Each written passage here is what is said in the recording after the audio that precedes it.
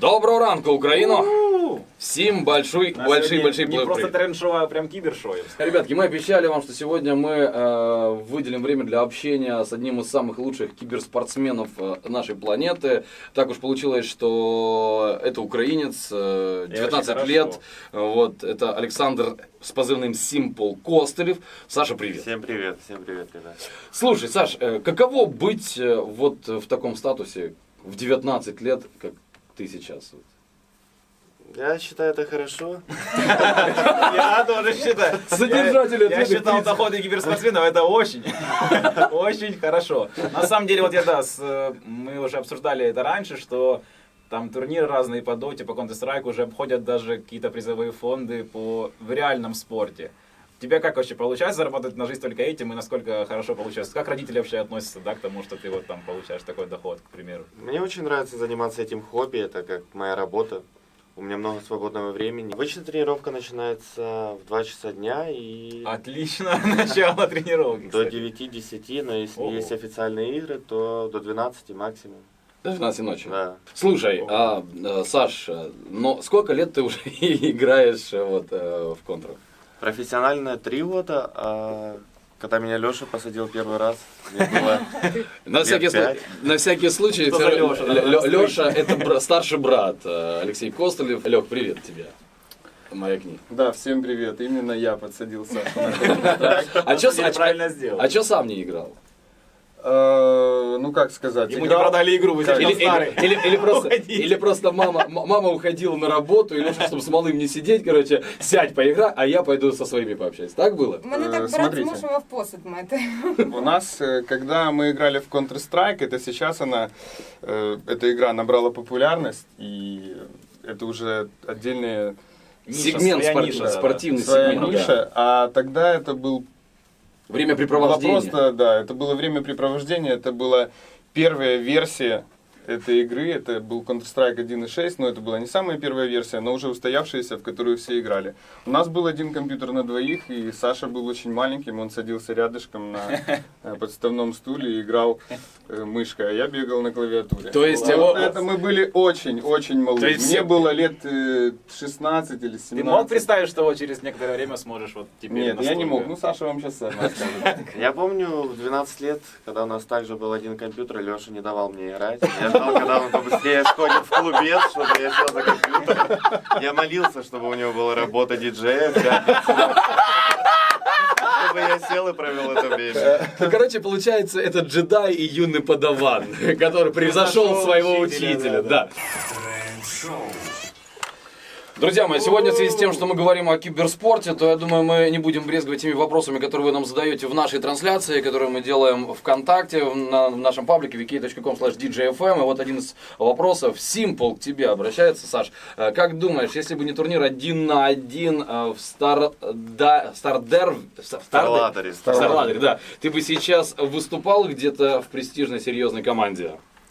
Да, я могу рассказать чуть о этих турнирах. То есть каждые 3 месяца проходила стар-серия, собирались 8 лучших команд, а я тогда еще не был хорошим игроком. Я приходил на аматорский турнир 1 на 1, сначала были квалификации для обычных игроков, и 4 игрока проходили в закрытой квалификации, 4 профессионала сражались с ними. Я выиграл тогда на данный момент лучших всех игроков на 1-1 турнире.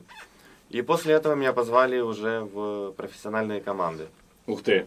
Слушай, ну можно прям фильм И снять я такой выиграл небольшой. тогда 3 планшета и 2 монитора. И PlayStation. То есть это еще Еще и PlayStation, да, Еще и PlayStation. 4. Да, помню. Прикольно, на Новий рік можна не думати, які подарунки дарувати друзям та родичам. Такой родственник лучший подарок. Слушай, у нас был вопрос, честно, извини, может мы как бы некорректно это делаем, но все же, вот была информация, проскакивала в сети, что гонорары киберспортсменов, ну, скажем так, мягко говоря, большие. Насколько это правда? Да, вот у меня есть Конкретные сайт цифры, да? eSport Earnings, по-моему, это официальный сайт, да, если я не Да, ошибаюсь. да. Тут Нави команда, Натус Винцере на 6-м месте. У нее тут за 317 турниров доход больше 6 миллионов долларов. Чому мені здається, що ми Антона завтра не побачимо? Я просто скачаю, не буду не разговаривать в эфире, а играть параллельно, пока будете общаться. Это правда, что вот такие доходы? Высокие. Да, доходы. большие гонорары и, И не растут, большие скажем. призовые всех турниров. Конечно же, я не буду называть свою сумму. Конечно же, не надо називати. Не надо нам, чтобы мы еще больше расстроились тем, чем мы занимаемся. Ще поговоримо ми трошки про кіберспорт, бо в нас в гостях ми вирвали справжнього кіберспортсмена. Киберзирку. І кіберзірку.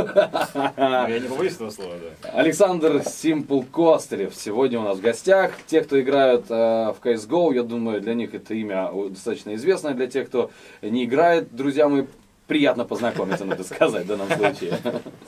Саш, и вот все же касательно узнаваемости. Как происходит, где лучше узнают, в Украине или же в других странах? Ну, конечно же, в Украине. Но также фанаты все приветствуются. И Все приветствуют. Наша диаспора везде, мы же знаем. Да? Они там успевают успеть прийти, посмотреть. Я слышал недавно новость о том, что Динамо Киев открыло киберспортивное направление в принципе, подписали себе игрока спортивного, пошел в принципе бум, наверное, в мире, да. Спортивные клубы профессиональные подписывают киберспортсмена как отдельное направление. Вони просто зрозуміли, що ногами вже заробляти якби важко, і Особенно Динамо, да? заробляти за інший рахунок. Как ты к этому относишься? То, что спортивные клубы открывают направление, и может ты себя видишь в каком-то спортивном клубе в будущем? Это очень классно. Это очень сильно развивается киберспорт сейчас. Арсенал подписывал игроков, Манчестер Сити по FIFA, Бавария хотела подписать бразильцев. Даже ходила новость, что вот Динамо над этим подзадумывалось. Ну, уже тоже Да, сказал, да, подписали подписали, да, себе, у них только есть. по Ну, им FIFA. надо. Пора уже выигрывать что-то. хотя бы там. В Украине куда можно прийти посмотреть на, вот, например, на Counter-Strike, да, на другие турниры? Что ты посоветовал, Недавно был может? турнир в Палате Украины, происходило это все. Там было 5000 человек. Очень-очень был классный турнир. Неделю назад закончился. Какие у вас цели сейчас стоят перед командой Нави, перед твои личные цели? Порабощение мира? Да, какие турниры в приоритете сейчас? Сейчас у нас цель выиграть мажор. Следующий мажор будет в Польше, в Кракове. Это мажор на 1 миллион, он проходит раз в 3-4 Поэтому называется мажор. месяца. Да. Если выиграл, у тебя есть миллион, мажор. Наша цель подготовиться к этому турниру и выиграть его. Еще ни один из нас не выигрывал этот турнир. Все занимали вторые места, все из нашей команды. Мы будем стараться. Слушай, ну вот я на самом деле вчера весь вечер посвятил тому, чтобы посмотреть твои стримы с игр. Саш, ну на самом деле отныне, наверное, я буду наблюдать за киберспортом, в частности за твоими Не играми. участвуй, да, Игорь? Участвовать не буду, потому что я уже, наверное, старый, и у меня уже реакция в этом пальце не та. Вот, желаем тебе успехов, удачи, желаем твоей команде. Кстати, вот твой брат же, я так знаю, я понимаю, что он же является твоим пиар-директором. Или пиар-директором команды. Нет, смотрите, я являюсь креативным директором извини. организации Натус Винцер. Ага. Наши пути пересекаются в некоторых моментах, но я занимаюсь промо-компаниями наших спонсоров и вообще пиаром нашей команды. Потому что киберспорт — это лайфстайл. Это уже не просто сидение за компьютером, это настоящий лайфстайл. Он приветствуется во всем мире. У нас очень много фанатов, организация все время разрастается, и киберспорт развивается каждую минуту. Слушай, Олег, ну вот как брат, когда ты узнал, что твой брат попал в список лучших, да, киберспортсменов, твои ощущения? Я очень им горжусь, он это заслужил, и я слышал, как он сказал в интервью, что он видел, что у него получается, и что с этого может получиться. И так оно все и развивалось. Он сам принимал решение, когда-то он улетел в Америку, играл за Liquid, и хотел попасть обратно в Украину и играть за Нави. Но все ему говорили: «Эй, чувак, да ты же вытянул счастливый билет, ты в Америке». Но он сделал свой выбор в Нави, он об этом не жалеет, и он достиг своей главной мечты. Сейчас у него есть уже другая мечта, которую я желаю воплотить его вместе со своей командой. Я думаю, что ты еще больше горд тем, что ты можешь работать со своим братом и помогать ему. Да, я очень И горжусь, развивать мне кажется, киберспорт в Украине это... в принципе. Да, развивать киберспорт на международных площадках, это просто, ну, я не знаю, это мечта на самом деле. В общем, говорим огромное спасибо. Саш, тебе спасибо и вам. успехов. Будем следить дальше за твоими достижениями. Леш, тебе тоже всего Всем хорошего. спасибо, оставайтесь с нами. Болейте. И с нами. Болейте, да. Не болейте. Нет. Не Сопереживайте. болейте и болейте за Нави.